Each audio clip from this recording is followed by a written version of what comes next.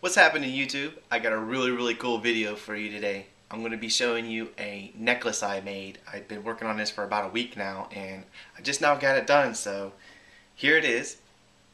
Check this out. It's a polymer clay ladybug necklace. It's custom, one of a kind. Here, let me put it on.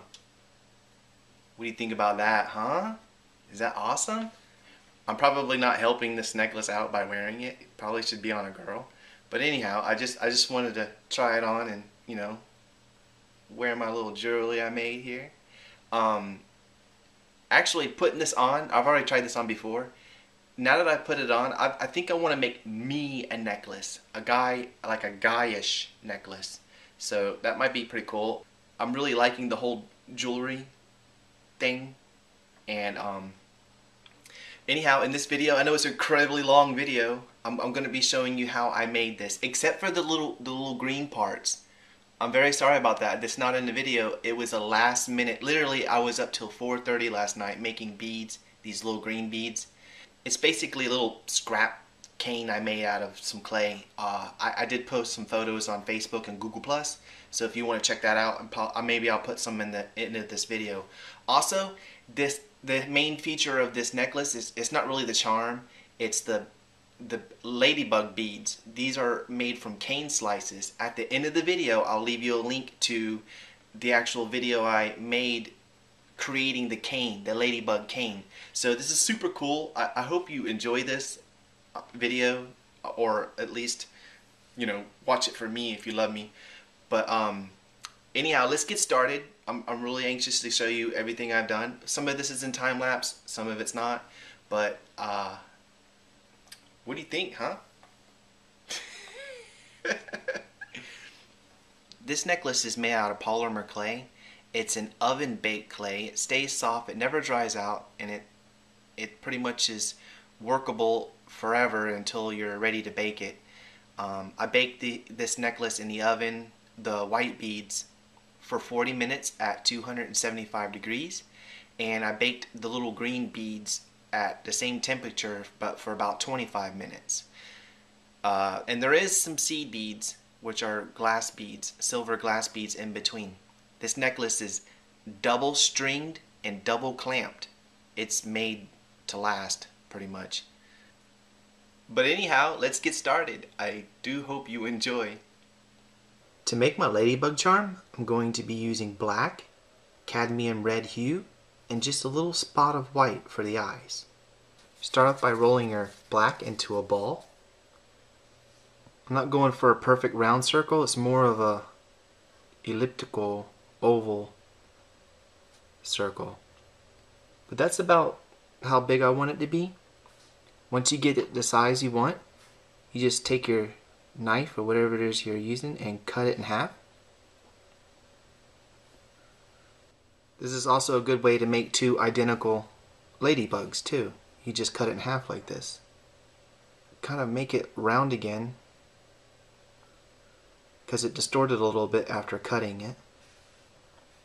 Now I'm going to take some of my cadmium red hue and I'm going to roll it out using the pasta machine on about setting 2. Now that's second from the smallest setting, in case your machine is not the same as mine. Now you just take it like this and don't press it down on there until you're ready.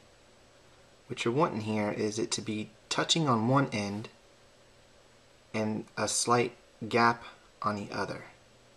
Might take a little bit of moving it around till you get it the way you want it, and try to get it centered too. And I'm just gently working it on all the way around. See how it's starting to take shape of the clay underneath it. I'm going to take my little dotting tool and I'm going to go around it and make sure it's pressed down. Carefully cut away that excess. I'm just pushing the edge up to it to make sure it's on there all the way around.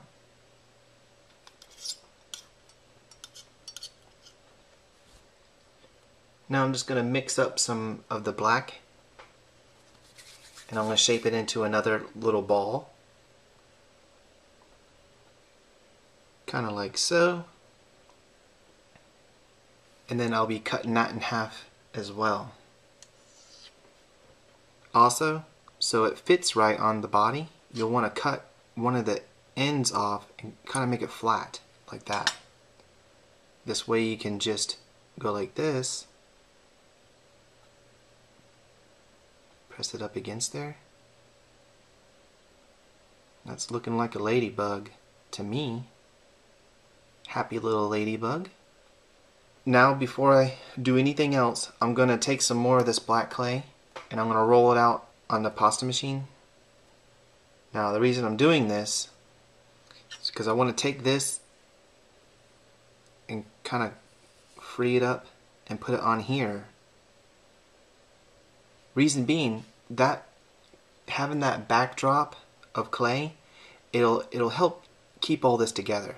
I don't know if I'm going to put an eye pin in this. I don't know how I'm going to do that right yet. So I'm going to do this and that will kind of hold it all together. It'll help hold it all together at least. Now I'm going to just outline that. I'm just using this like dentist pick. I'm not too worried about the sides.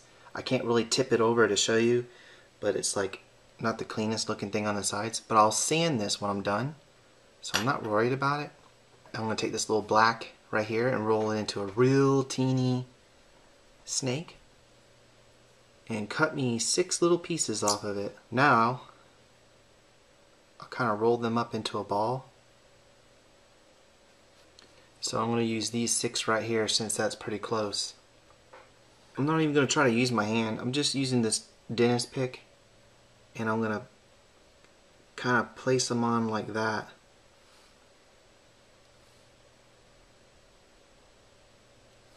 One down, one up, and then one down again. But you can really do whatever pattern you want. There's probably a few hundred, if not 1,000 different kinds of ladybugs in the world. Not only that, this is art. They don't have to be like exact. And I'm shaking like a leaf because I just drank 3 cups of coffee, which is probably not a good idea doing something small like this. I got my little black polka dots on here. I'm just going to kind of adjust them. I want it to be pretty symmetrical. So I'm thinking this is as good as I'm going to get. Then you just take and gently touch it like this, and those flatten out. This is going to be my best ladybug yet. Now I'm going to wash my hands real quick because I just got done messing with black and I'm going to use white, so it's always good to wash your hands quick. Now I'm going to do the same thing with this white that I did with the black. And if you're not sure how big the pieces should be, go smaller than what you're thinking, because it's easier to add more than it is to take it away. Now I'm trying to cut them the same size, and I'm going to do a few, that way I can pick 2 that look the closest, you know, in size. Okay, I like those 2 right there. I'm going to use those 2, and just like before, I'm going to pick them up with my dentist pick, and I'm going to put them on here. But they really need to, I need to make sure this looks like the cane does, but I guess it doesn't matter. Put these on just like this.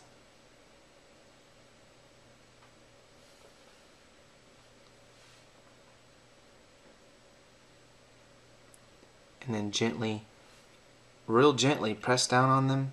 Just tap them, touch them. They flatten out on their own just by touching them. And they grow bigger doing this, so keep that in mind when you're going to cut them. Start small first, and then if you like what you see, you can.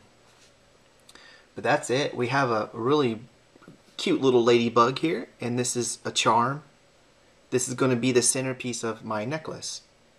Okay, for this part, okay, my memory card just ran out of space, so it didn't it didn't film me putting this in here, and I'm not gonna pull that out to try again. I'm just gonna show you with this little piece that I just cut what I'm talking about here. I cut it a little longer than what the head is so it can go into the body. And what I like to do is I like to take the end and put like a slight little bend, just a slight, like that. Okay, and then hold it with my little, whatever these are called. I put it through the head and into the body, and it'll be at like a weird angle, and then I just take the tool itself and stick it in the hole right here and then turn it. I turn it level. What happens though is this little piece that I bent, it rotates inside there and it just keeps it from coming out. It helps it from coming out. Okay, now I'm going to make the core to all the beads that I'm going to be using. I use a core and I'm just using white. It's good to use the same color as the background color as the cane you're using. So in this case it's white. So what I'm doing here is I'm using this is a self-centering ruler. I know you guys are going to ask where I get it. I got this at Hobby Lobby. They have several different sizes, and really quick, I love this ruler. It's awesome. It has, you know, you can measure in increments of 1/2 inch or 1/8 of an inch, and even a 1/16 on that very edge right here.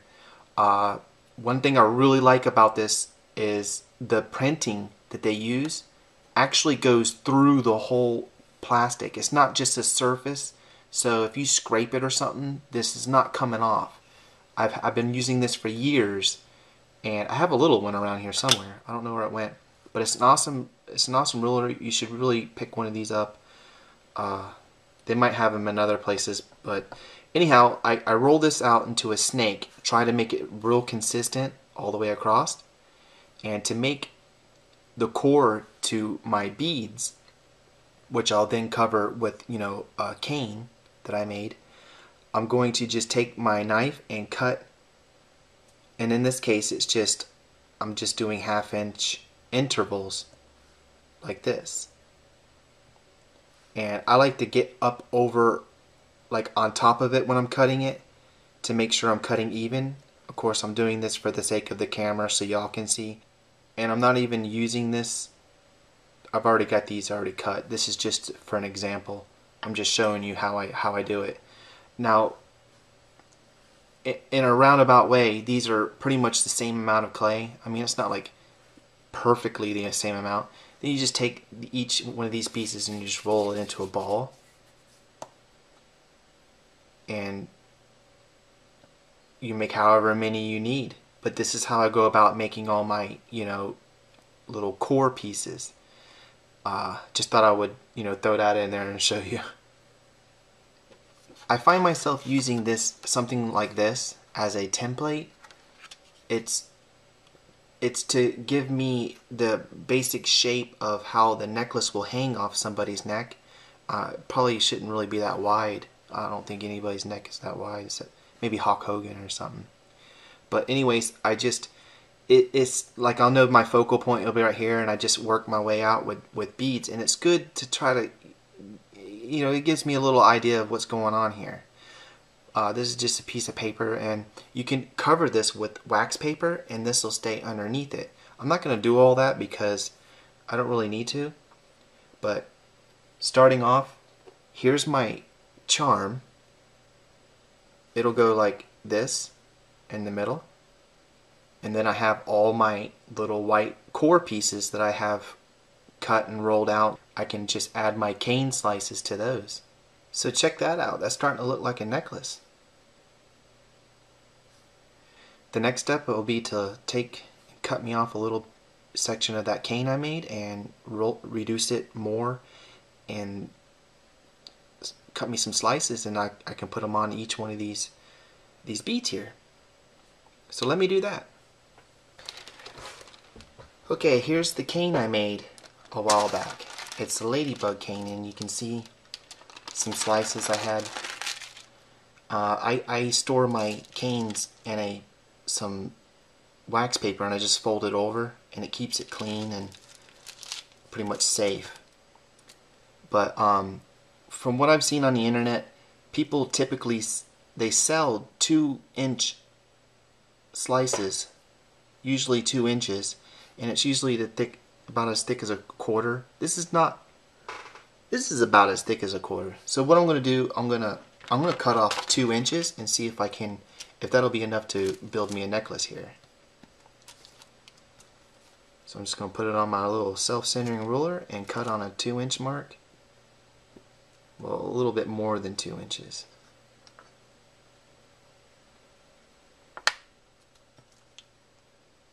Look at that. So that leaves me about 12 inches, because I had about 14 inches of this. So I don't know, I can make more necklaces, or maybe I could sell a couple of these, I don't know. So I'm gonna put this away and then roll this out. So now let me put this back away, way I keep it safe. Okay, I got my little 2-inch cane here. I'm going to reduce this more. This has been sitting for quite a while, so I'm going to keep going like this and warm it up in my hands. I'm just slightly pressing, rotating it as I press. I'm wanting it to warm up.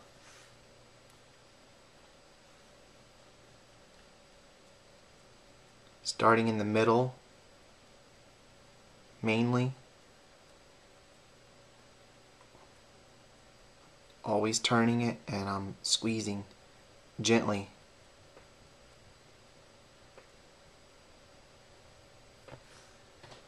Every now and then lay it down like this to make sure it's consistent again.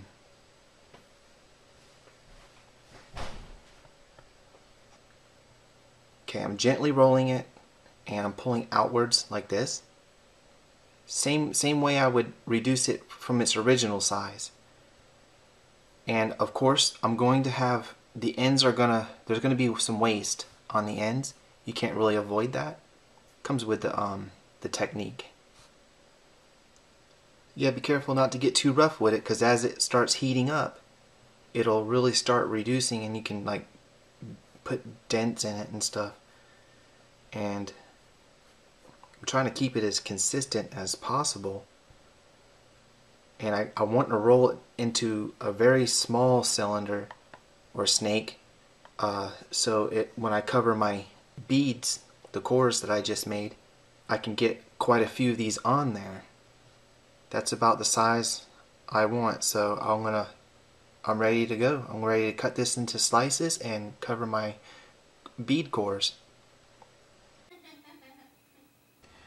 When it comes to actually putting the clay slices onto these white balls of clay that I got prepared, it's pretty easy. You just start off by placing one and then kind of tap it on there and make sure it's worked on there all the way around, but don't really worry about flattening out. That's not how I'm doing this if you're following the way I'm doing it. Make sure you stagger them to where they're rotated differently, like so they're not all like going in the same direction or whatever. I think that looks better. The random look looks a lot better. Also, you may notice that I cut the whites off on a few of them. This is so I can fit them in a smaller area. Like what if I have a hole that's a little too big and it's for like one but not big enough for two? You can just cut like a white section off of both of them and then kind of butt those together, and it allows it to go, you can fill little areas in like that. It's okay, as long as you don't actually cut the ladybug itself. That white backdrop's there for you to work with in the first place. And since you're using a white filler to go in between it, it really doesn't matter. But all in all, it's pretty easy. This part's pretty easy to do. Alright, I filled in the gaps in between all my beads except just one. I was trying to get me a little system down, and now that I got a good method going, I'm going to show you how I do this. You want to take some of your white and super condition it in your fingers.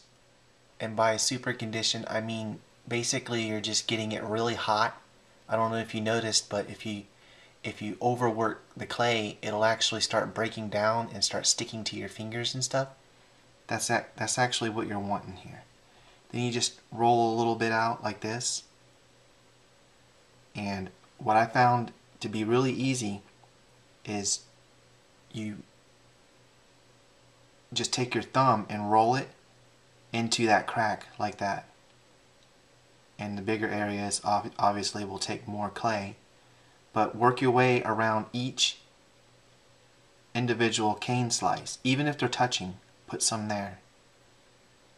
And you're going to continue to do this all the way around it on all of the slices. Like so. The reason I'm doing this is because if I were to take and smush the little cane slices down all the way, it causes them to expand and distort. By putting the clay in there in between the cracks manually like this, I'm going to get less distortion, which is what I'm shooting for. I want these to look exactly how they looked when I sliced them. I don't want them to go all wonky. Nobody likes wonky ladybugs.